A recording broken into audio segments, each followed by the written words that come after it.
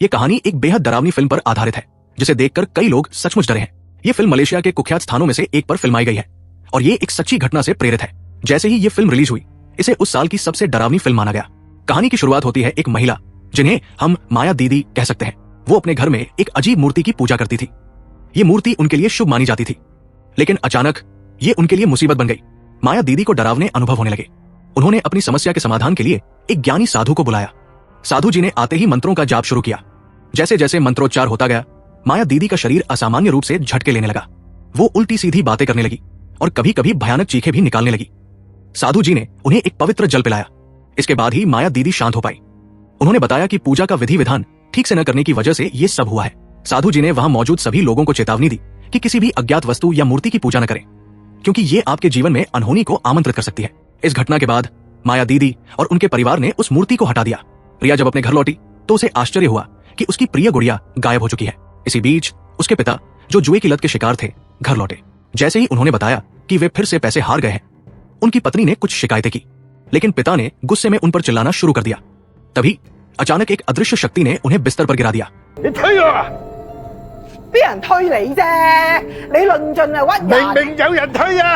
ये देख सभी हैरान थे।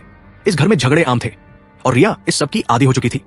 वो अब केवल नहाकर अपने कमरे में जाकर सोना चाहती थी, लेकिन उसे नहीं पता था कि आज रात कुछ अजीब घटनाएं उसका इंतजार कर रही थी। जब वो बाथरूम में नहाने के बाद बाहर निकलने वाली थी तो उसने शीशे में देखा कि एक लड़की उसके पीछे खड़ी है। डर से कांपते हुए उसने पलट कर देखा, लेकिन वहां सिर्फ एक बड़ा पानी का डिब्बा था। उसे लगा कि कोई उस डिब्बे में छिपा हुआ है। हिम्मत जुटाकर उसने डिब्बे का ढक्कन खोला। पानी में झांकने पर उसने देखा कि वही लड़की छत से उल्टी लटक रही थी और तेजी से उसकी ओर आ रही थी। लड़की ने उसे डिब्बे में खींचने की कोशिश की। जब वो बाथरूम से भागने की कोशिश कर रही थी तो काफी संघर्ष के बाद वो किसी तरह खुद को छुड़ाकर बाहर निकली। लेकिन जैसे ही वो बाहर आई, पूरी इमारत में अचानक बिजली चली गई। अंधेरे में किसी ने अचानक उसके कंधे पर हाथ रखा। डर के मारे उसने पीछे मुड़कर देखा, लेकिन वहां कोई भी नहीं था। लगातार हो रही इन अजीब घटनाओं से डरकर रिया तेजी से अपने घर की ओर भागी। जैसे ही वो घर पहुंचने वाली थी, इमारत में बिजली वापस आ गई और सारी डरावनी घटनाएं भी अचानक गायब हो गई। इस घटना के बाद रिया के परिवार ने फैसला किया कि वे उसी रात घर छोड़कर कहीं और चले जाएंगे और कभी वापस नहीं आएंगे। लेकिन रिया के लिए मुसीबतें यही खत्म नहीं हुई। अगले ही दिन उसकी फैक्ट्री में काम करने वाले सभी साथी इस घटना के बारे में जान गए। कुछ लोग रिया से दूरी बनाने लगे और कुछ ने तो उसे अपशगुन तक कहना शुरू कर दिया। रिया को हमेशा तंग करने वाली महिला शालिनी ने इसे और बढ़ा चढ़ाकर पेश किया। उसने रिया और उसके परिवार को बदकिस्मत कहकर बदनाम किया। शालिनी ने तो ये तक कह दिया कि रिया के परिवार के बुरे कर्मों की वजह से ही ऐसी घटनाएं होती है। ये सुनकर रिया का गुस्सा फूट पड़ा, लेकिन अपनी शांत और कमजोर स्वभाव के कारण उसने बहस में हार मान ली। एक रात जब वो हमेशा की तरह सबसे आखिरी में फैक्ट्री से निकल रहा था, अचानक किसी ने उस पर हमला कर दिया। जब वो होश में आया तो उसने खुद को फैक्ट्री मालिक के ऑफिस में असहज स्थिति में पाया। उसे तुरंत एहसास हुआ कि उसके साथ कुछ गलत हुआ है और ये काम शायद मालिक का ही है। ऑफिस से बाहर निकलते ही वो मालिक से टकरा गया। मालिक के हाथ में अजय के चश्मे थे और उसने उसे वापस ऑफिस में आराम करने का प्रस्ताव दिया, लेकिन अजय ने जल्दी से अपना चश्मा लिया और वहां से निकलने की कोशिश की। जैसे ही वो बाहर गया, उसने देखा कि उसकी खोई हुई गुड़िया फैक्ट्री मालिक की बेटी के हाथ में थी। अजय को समझ नहीं आया कि इतनी छोटी बच्ची कैसे उसकी चीज चुरा सकती है और ऊपर से उसे धमकी भी दे रही है। उसने कहा कि अगर अजय उसे गुड़िया नहीं देगा तो वो रात की घटना को सबके सामने उजागर कर देगी। लेकिन अजय ने उसकी बातों को अनसुना कर गुड़िया वापस ली और वहां से चला गया।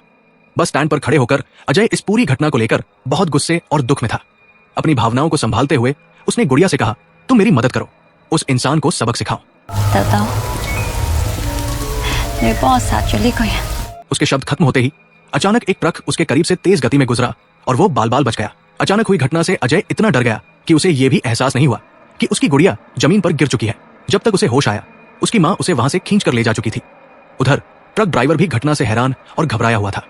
उसका पुराना ट्रक काफी समय से खराब हालत में था और वो उसकी मरम्मत नहीं करवा पा रहा था। गाड़ी में सब कुछ आवाज करता था सिवाय हॉर्न के। उसे समझ नहीं आ रहा था कि अब क्या करे, क्योंकि नई गाड़ी खरीदने के लिए उसके पास पैसे नहीं थे। अगले दिन जब अजय फैक्ट्री पहुंचा तो मालिक की बेटी की चालाक और चुनौती भरी मुस्कान देखकर उसे कुछ गड़बड़ होने का एहसास हुआ और उसका अंदाजा सही निकला। उस लड़की ने पिछली रात की घटना के बारे में सब कुछ शालिनी को बता दिया था। हालांकि लड़की को यह नहीं पता था कि अजय पर क्या बीती थी। शालिनी ने इस बात को अपने तरीके से तोड़मरोड़ कर फैला दिया और अजय को एक चालाक इंसान के रूप में पेश किया, जिसने मालिक की चापलूसी करके फायदा उठाने की कोशिश की। अजय इस झूठ से गुस्से में था और उसने शालिनी को चेतावनी दी कि अगर वो ऐसी बातें फिर से करेगी तो उसके खिलाफ कदम उठाएगा। लेकिन शालिनी ने उसकी चेतावनी को मजाक समझकर अनदेखा कर दिया। इस सब के बीच अजय की चिंता उसकी गुड़िया को लेकर थी। तभी एक दिन एक स्मार्ट और खुशमिजाज लड़का उसके सामने आया जिसके हाथ में अजय की खोई हुई गुड़िया थी। ये लड़का शिवांश था। जो वही ट्रक ड्राइवर था जिसने पिछली रात अजय को लगभग टक्कर मार दी थी। हैरानी की बात यह थी कि शिवांश और अजय स्कूल के दिनों के दोस्त थे। इतने सालों बाद मिलकर अजय ने शिवांश के सामने अपने कई राज खोल दिए। अजय ने जब अपने दोस्त शिवांश को अपनी हाल की डरावनी घटनाओं के बारे में बताया तो उसे लगा कि कोई भी उस पर यकीन नहीं करेगा, लेकिन शिवांश ने उसकी हर बात पर भरोसा जताया। ये देख अजय बेहद भावुक हो गया। हालांकि उसकी खुशी ज्यादा देर टिक नहीं पाई, क्योंकि घर में नई मुसीबतें शुरू हो गई थी। पहले उसकी मां की नौकरी चली गई और मकान मालिक ने किराए के लिए तगादा करना शुरू कर दिया। मां और बेटी इस मुश्किल से बाहर निकलने का रास्ता ढूंढ ही रही थी कि अजय के जुआ खेलने वाले पिता ने फिर से अपना सारा पैसा हार दिया। गुस्से में आकर पिता ने अजय की गुड़िया, जिसे वो हमेशा अपने साथ रखता था, बाहर फेंक दी। यही नहीं, पिता ने अजय से पैसे की मांग की और जब अजय ने इनकार किया तो उसने अपनी ही बेटी पर हाथ उठा दिया। उसने एक हाथ से अजय का गला दबाकर एटीएम का पासवर्ड बताने की धमकी दी। जब वो घर से बाहर जाकर फिर से जुआ खेलने की तैयारी कर रहा था तो उसकी पत्नी ने गुस्से में उस मूर्ति को उठाकर फेंक दिया जिसे वे सालों से पूजा करते थे। उसने चीख कर कहा कि इस घर को अब किसी मूर्ति की नहीं बल्कि सच्चे बदलाव की जरूरत है, लेकिन पिता ने उसकी बात को बिल्कुल नजरअंदाज कर दिया और कार लेकर निकल गया। तभी अजय की नजर उसके पिता की पीठ पर गई और वो डर के मारे सहम गया। उसने देखा कि एक छोटी बच्ची जैसी परछाई उसके पिता की पीठ पर चिपकी हुई थी। उसी रात अजय के पिता ने फिर से सारा पैसा जुए में गवा दिया। गुस्से और निराशा में उन्होंने शराब पीना शुरू कर दिया, लेकिन उन्हें इस बात का जरा भी अंदाजा नहीं था कि कमरे में बड़ी संख्या में चींटियां आ रही है। अंत में वे चींटियां उनके मुंह में भी घुस गई। दूसरी तरफ अजय अपने पिता द्वारा पैसे छीन लेने की वजह से परेशान था। मकान का किराया भरने के लिए उसे और पैसे जुटाने का कोई तरीका खोजना पड़ा। उसने सोचा कि घर का एक खाली कमरा किराए पर दे दिया जाए।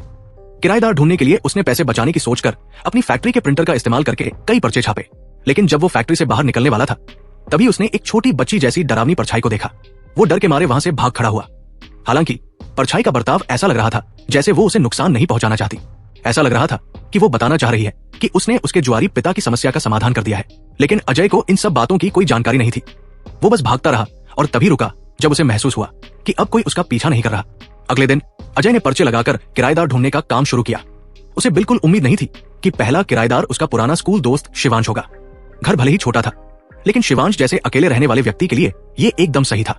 जब शिवांश घर देखने आया तो उसने अजय की मां से भी मुलाकात की, लेकिन यह देखकर अजय को हैरानी हुई कि उसकी मां, जो हर किसी से मदद लेने को तैयार रहती थी, शिवांश के प्रति बिल्कुल ठंडी और अनमनी दिख रही थी।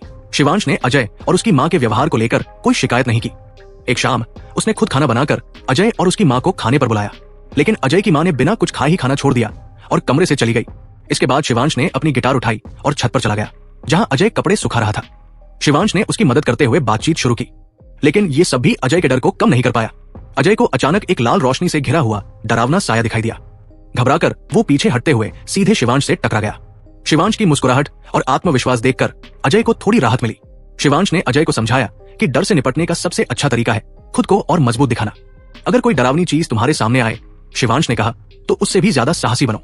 कुछ दिन बाद अजय को एहसास हुआ कि दुनिया में सबसे डरावनी चीज भूत प्रेत नहीं बल्कि इंसान हो सकते हैं। एक दिन ऑफिस में काम करने वाली सहकर्मी रानी ने अजय को फिर से परेशान किया। इस बार उसने अजय के खाने में खराब मांस डाल दिया और उसका वीडियो बनाकर धमकी दी कि वो इसे सोशल मीडिया पर डाल देगी। अजय रात में सोते वक्त यही सोचता रहा कि रानी बार बार उसे क्यों परेशान कर रही है। उसे अपने पुराने गुड़िया की याद आने लगी, जिसे उसके पिता ने गुस्से में फेंक दिया था। वही गुड़िया थी जो हमेशा उसकी बातें सुनती थी और उसे शांत महसूस कराती थी। 頭頭，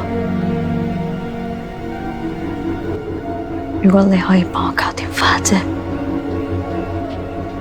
你叫我做乜我都可以。 अजय ने एक दिन भगवान से प्रार्थना की, अगर आप मेरी मदद करेंगे तो मैं खुद को और अच्छा इंसान बनाने की कोशिश करूंगा। लेकिन अजय को बिल्कुल अंदाजा नहीं था कि उसकी प्रार्थना इतनी जल्दी सुनी जाएगी। उसी रात जब रानी, जो उसे परेशान करती थी, नशे में धुत होकर घर लौट रही थी, तो एक अजीब घटना घटी। उसे ऐसा महसूस हुआ जैसे कोई साया उसके पीछे चल रहा है। अचानक वो बेहोश होकर सड़क के किनारे गिर पड़ी। होश में आने पर उसने खुद को एक सुनसान इलाके में पाया। रानी के हाथ और मुंह पर पट्टियां बंधी हुई थी। उसने पूरी ताकत से खुद को छुड़ाने की कोशिश की, लेकिन तभी एक रहस्यमय शक्ति ने उसे खत्म कर दिया। और सबसे हैरानी की बात यह थी कि इस पूरी घटना को अजय की मां ने छिप कर देखा। इसके बाद अजय की मां ने चुपचाप रानी के शव को नदी में फेंक दिया। अगले दिन शिवांश, अजय का दोस्त, जब नहाने गया तो उसने देखा कि पानी में अचानक बहुत सारे कीड़े तैर रहे हैं। उसे समझ में आया कि यह समस्या पानी की टंकी से जुड़ी है। शिवांश ने छत पर जाकर पानी की टंकी खोली तो वो हैरान रह गया। टंकी में अजय के पिता का शव पड़ा था। अजय की मां को यह बिल्कुल उम्मीद नहीं थी कि उनकी कही हुई गुस्से की बात सच में ऐसा अंजाम ले लेगी। जब उन्होंने अपने पति का सामान इकट्ठा करना शुरू किया तो उन्हें अलमारी में वही पुरानी गुड़िया मिली जिसे उनके पति ने फेंक दिया था। और सबसे डरावनी बात यह थी कि जब उन्होंने गुड़िया का बटन दबाया तो उसमें से एक अजीब सी आवाज सुनाई दी, जैसे कोई लड़की बोल रही हो। एक छोटी फैक्ट्री में काम करने वाली मीरा को उसके मालिक रमन ने बहुत अपमानित किया। मीरा के पिता को जब यह बात पता चली तो वे बेहद गुस्से में आ गए और फैसला किया कि अपनी बेटी के साथ हुए अन्याय का बदला खुद लेंगे। मीरा के पिता सीधे फैक्ट्री पहुंचे, जहां उन्होंने मीरा को एक कमरे में बंद कर दिया ताकि वो सुरक्षित रहे। इसके बाद वे फैक्ट्री के दरवाजे बंद कर कुल्हाड़ी लेकर रमन के ऑफिस की तरफ बढ़े। रमन को जैसे ही खतरे का अंदेशा हुआ उसने मदद के लिए पुकारा, लेकिन मीरा के पिता दरवाजा तोड़कर अंदर घुस गए और रमन से भिड़ गए। वे अपने गुस्से में इतने आगे बढ़ गए कि रमन से अपनी बेटी का इंसाफ लेने के लिए अपनी जान तक देने को तैयार थे। हालांकि उनकी उम्र के कारण रमन पर हावी होना मुश्किल हो गया। जल्द ही रमन ने उन्हें बेहोश कर दिया और ऑफिस से भागने की कोशिश की, लेकिन तभी रमन को एक बड़ा झटका लगा। जैसे ही वो बाहर जाने लगा उसने पाया कि वो एक सिलाई मशीन पर बंधा हुआ था। उसके सामने मीरा खड़ी थी, जिसका चेहरा गुस्से और दर्द से भरा हुआ था। रमन डर के मारे गिड़गिड़ाने लगा, लेकिन मीरा के अंदर अब कोई दया नहीं बची थी। उसने सिलाई मशीन का पैडल दबाया और रमन दर्द से चिल्लाने लगा। मीरा ने लोहे की छड़ी उठाई और रमन के सिर पर जोर से वार किया। यह घटना उस अन्याय का अंत थी जो मीरा और उसके परिवार ने सहा था। एक दिन आर्या के दोस्त राज को खबर मिली कि आर्या के फैक्ट्री मालिक रमन की संदिग्ध तरीके से मौत हो गई है। जब राज फैक्ट्री पहुंचा तो उसने देखा कि रमन का शव वहीं पड़ा हुआ है और आर्या की मां मदद के लिए चिल्ला रही है। राज तुरंत उसे बचाने के लिए पानी के टैंक की तरफ बढ़ा, लेकिन तभी किसी ने उसे धक्का देकर पानी में गिरा दिया। राज ने मुड़कर देखा तो हैरान रह गया। वो आर्या थी, लेकिन आर्या की आंखों में एक अजीब चमक थी, जैसे वो खुद नहीं थी। इस बीच पुलिस समय पर पहुंच गई और राज व आर्या की मां को बचा लिया। लेकिन पुलिस जांच में जो सच सामने आया वो चौंकाने वाला था। पुलिस के मुताबिक आर्या पर केवल रमन की हत्या का ही नहीं, बल्कि अपने पिता और एक महिला निधि की हत्या का भी आरोप था। लेकिन इस पूरे मामले में सबसे ज्यादा हैरानी तब हुई जब पता चला कि राज नाम का कोई लड़का कभी अस्तित्व में था ही नहीं। पुलिस पूछताछ में आर्या ने खुलासा किया कि वो आत्माओं से प्रभावित थी और उसने जो कुछ भी किया वो अपने नियंत्रण से बाहर था। लेकिन मनोचिकित्सकों ने बताया कि आर्या मानसिक विकार, विभाजन व्यक्तित्व से जूझ रही थी। आर्या के दो व्यक्तित्व थे, एक कमजोर और डरी हुई लड़की और दूसरा एक काल्पनिक नायक, राज, जो उसे बचाने आता था। अपनी पीड़ा से छुटकारा पाने के लिए आर्या ने एक काल्पनिक महिला आत्मा की कहानी गढ़ी जो उन लोगों को सजा देती थी जिन्होंने उसे सताया। इस सच्चाई को जानने के बाद आर्या का मानसिक संतुलन पूरी तरह बिगड़ गया। उसने जेल में अपनी कलाई काटकर आत्महत्या कर ली। आज की कहानी यही समाप्त होती है। अगर आपको यह कहानी पसंद आई तो हमारे चैनल को सब्सक्राइब करें। अगले एपिसोड में मिलते हैं।